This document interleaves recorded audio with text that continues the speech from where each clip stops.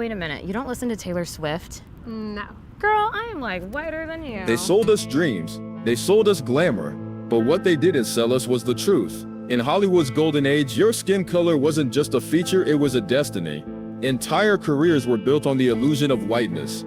If you looked white, you were safe. If you didn't, doors slammed shut. And so some of the brightest stars we admired hid a secret that could have destroyed them. They were black, or part black, in an industry that punished them for it. These weren't just actors or singers, they were icons, household names, the faces plastered on billboards. Yet behind the lights and camera, they lived double lives. Lives where heritage was erased, family ties were hidden, and truth itself became a liability.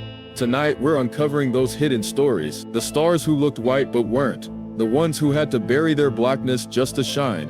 Because in Hollywood, survival often came with a cost, pretending to be someone else. Number 1. Clark Gable, the king who hid a secret. Clark Gable. To his fans, he was the undisputed king of Hollywood. Ruggedly handsome, effortlessly charming, the man who made women swoon and men envy. He starred in more than 60 films across 3 decades, and his most famous line, "Frankly, my dear, I don't give a damn," is still one of the most quoted in cinema history. But Gable's story wasn't just about charisma, it was about contradictions. Behind his confident smile, he carried an ancestry Hollywood never wanted you to know about.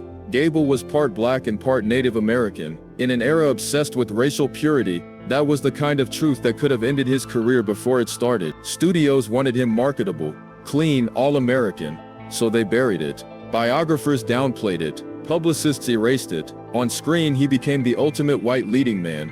But Gable himself never truly denied his roots. In fact, those who knew him best said he was proud of his heritage, and in his actions he showed it. His friendship with Hattie McDaniel, the legendary black actress who won an Oscar for Gone with the Wind, was a testament to that. At a time when McDaniel faced open discrimination, barred from premieres, forced to sit at segregated tables, Gable stood by her. He threatened to boycott the Atlanta premiere of Gone with the Wind when McDaniel was denied entry. Only when she begged him to go did he attend. Rumors swirled in Hollywood. Whispers about his ancestry circulated, fueled by rivals and by the blatant racism of the industry. Some directors even refused to cast him, claiming he had the head of an ape with white skin. Ugly words meant to cut deeper because of the truth they hinted at. But Gable didn't bow. He rose above it, insisting on fairness on set, demanding equal treatment for black colleagues, and never once publicly disparaging his background. In his world, respect mattered more than lies. Was he passing?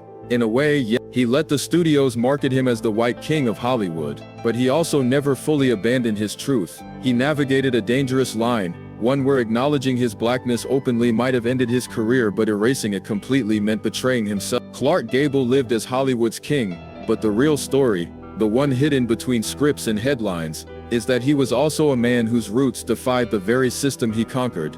Number 2. Carol Channing, the star who waited 80 years to tell the truth. Carol Channing was dazzling, a Broadway queen, a Hollywood darling, a voice and smile so unique that once you saw her, you never forgot her. For decades she defined musical theater in America. Hello Dolly made her a legend, and her stage presence earned her a place in the American Theater Hall of Fame. She was glamorous, accomplished and unforgettable, but behind the wigs, the sequins and the spotlight, Channing carried a truth she didn't reveal until she was nearly 80 years old. She was black. For most of her career, Carol was marketed as the bubbly blonde, the white ingenue, the embodiment of Broadway glamour. She played the role so well that almost no one questioned it. But her father, George Channing, was biracial. Her grandmother was a black woman. Her family had lived with the burden of America's racial color line long before Carol was born. Carol herself didn't learn the full truth until she was 16. As she prepared to leave home for college, her mother sat her down and gave her the talk. She warned her daughter of the family secret, that her father was part black, and that one day if Carol ever had children, those children might not be able to pass as white. Imagine being 16 years old and learning that your entire identity had been carefully edited for survival. Her father had even gone so far as to change his surname and live his life as a white man, distancing himself from his own mother who was considered too brown to pass. In a devastating sacrifice, Carol's grandmother separated herself from her children so they might have a chance to escape the crushing discrimination of the era. So Carol entered show business knowing the truth, but also knowing the 1940s and 50s were not kind to women, let alone to black women. To survive, she passed. She let the world believe she was fully white, and for decades it worked. She became a star, an icon, a household name, but the secret weighed on her. In her autobiography, published when she was nearly 80, she finally admitted it publicly. She was part black. She had always known, and she had lived her entire career under the shadow of that knowledge. Why wait so long? Because Hollywood was cruel, because Broadway was cruel, because America itself punished blackness. By the time she confessed, her career was secure, her legacy untouchable, but she also understood something else, that by speaking out even late in life, she could finally reclaim what had been hidden. Carol Channing's revelation shocked fans who had adored her for decades. She doesn't look black, people said, but that was the point. That was the system. She could pass, so she did. Not out of shame but out of necessity. Her story isn't just about heritage, it's about the choices families were forced to make. The lies they told, the identities they buried, all because the world wouldn't let them be both black and successful. Carol Channing lived to be 97. She left behind a career glittering with awards and unforgettable performance, but perhaps her most important act came off stage, when she told the truth, that her black grandmother's blood ran in her veins, that the woman audiences thought they knew had always carried a hidden history. And with that confession, she forced the world to ask, how many other stars had lived the same way, hiding their truth, just to Number 3, Wentworth Miller, the blue-eyed star with a hidden past. When audiences first saw Wentworth Miller on screen, they didn't just see an actor, they saw Michael Scofield, the genius architect of Prison Break, with his piercing blue eyes, flawless jawline, and a cool intensity that made him an instant star. He looked like the definition of Hollywood's leading man, Anglo-Saxon, white, marketable, but appearances can deceive. Behind those blue eyes and polished image, Wentworth carried a truth that caught many fans by surprise. He was black. Not rumor, not speculation,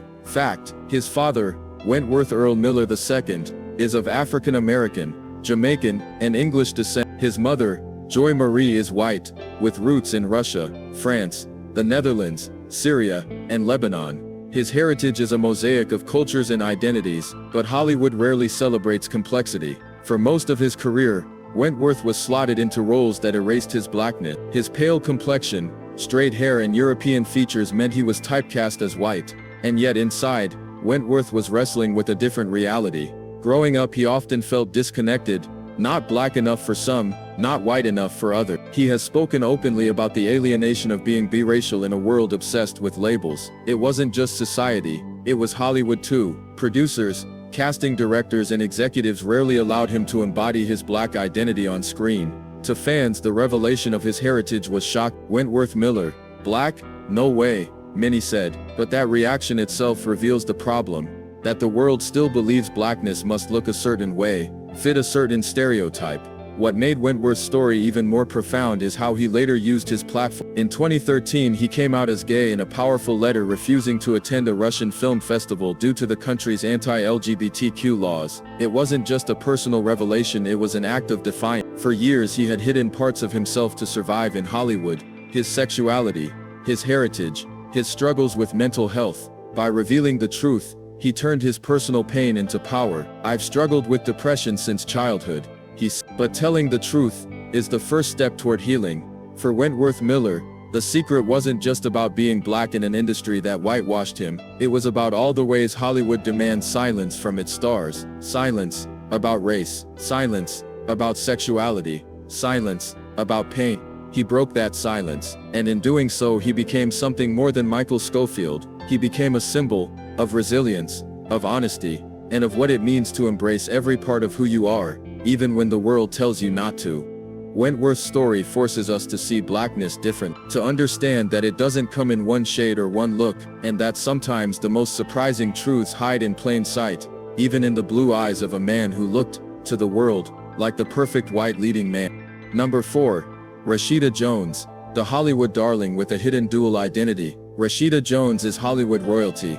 She's smart, funny, effortlessly charming, the kind of actress who feels like your best friend on screen. Fans adored her as Karen in The Office, and as Ann Perkins in Parks and Recreation. Her career spans acting, writing, producing, even directing. She's the kind of star Hollywood loves to celebrate, but for years the industry, and the public saw her as something she wasn't. They saw her as just another white actress.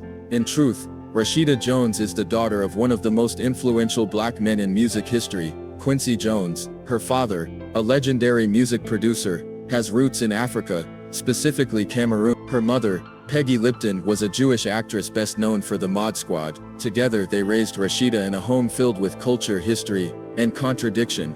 Growing up, Rashida lived in both worlds, black and Jewish. She attended Hebrew school, embraced her mother's traditions, and yet was deeply shaped by her father's identity. But to the outside world, she looked white, and that shaped the roles she was offered, the assumptions people made, and the way the industry defined her. In interviews, Rashida has admitted the confusion of living with two heritages. In a world obsessed with labels, I've gone through periods where I only felt black or Jewish, she once said. But now I have a good balance. I do identify with being black. If people don't see it that way, that's their issue. Still, the pressure was real. Casting directors often assumed she was white, and offered her roles accordingly. She's spoken about how when she auditioned for black characters, people told her she wasn't black, but when she auditioned for white characters, she was sometimes told she looked too ethnic. It's the paradox of being biracial in Hollywood, too much of one thing, never enough of another. Rashida didn't let that stop her. She carved her own path, not by hiding her identity, but by embracing all of it. She's openly proud of her father's legacy, her blackness and her Jewish roots, and unlike many stars before her, she refused to pass as one thing or the other. She chose to be both. Today, Rashida's story stands as a testament to progress. A generation earlier, her career might have depended on erasing half of herself. Instead, she built a career where her complexity is her strength. But her story also highlights the problem that even in modern Hollywood, being biracial means constantly justifying who you are. Rashida Jones has the talent, the name and the charisma to transcend those limits. Yet she still had to fight the same battle that so many stars before her did, to be allowed to exist fully, without erasure. She looked white, yes, but she was never just white, she was always more. And in embracing that, Rashida Jones forced Hollywood to embrace it too. Number 5. Troian Bellisario, the pretty little liar with a hidden heritage. For millions of fans, Troian Bellisario will always be Spencer Hastings, the whip-smart, overachieving queen bee of Pretty Little Liars. With her sharp jawline, pale skin, and refined look, she fit perfectly into Hollywood's image of a privileged white American girl. But appearances can be deceiving. Behind the camera, Troian's story is far more complex than the characters she played. She is biracial with African American, French, English, Italian, and Serbian roots. Her mother, Deborah Pratt, is black, an actress, writer, and television producer who broke barriers in her own right. Her father, Donald Bellisario, is an Italian-Serbian television producer responsible for iconic shows like NCIS and Magnum PI. From the very beginning, Troian lived between two worlds. Yet Hollywood and audiences only ever saw one, the white passing one. On screen, she rarely if ever got roles that acknowledged her black heritage. Casting directors and fans alike assumed she was simply white. The industry didn't want to market her as biracial. They wanted her to fit the mold, the prep school girl, the intellectual brunette, the classic white starlet. But that invisibility came at a cost. In interviews, Troian has spoken about how being biracial shaped her identity. She admitted it often felt strange that her mother's blackness, and by extension her own, wasn't recognized in Hollywood. It was as if half of her didn't exist in the public eye. This is the cruel irony of passing in Hollywood. On one hand, it gave Troian opportunities that black actresses might have been denied. On the other hand, it erased a vital part of who she is. She didn't deny her heritage, but the world denied it for her. Still, Troian has used her platform to carve her own path. She has written, produced, and starred in projects that showcase her voice. In doing so, she's claimed an identity outside of the one Hollywood boxed her into. Her story is quieter than some of the others on this list. She wasn't forced to hide in the same dramatic way that Carol Channing or Clark Gable were, but her story is still a reminder of how racial identity is policed, shaped, and often erased in Hollywood. Because Troian Bellisario looked white, and so to the world she was white. But in truth, she carried the history of black women who fought for a place in the same industry that refused to acknowledge them. And just like the show that made her famous, her life proves one thing: appearances can lie.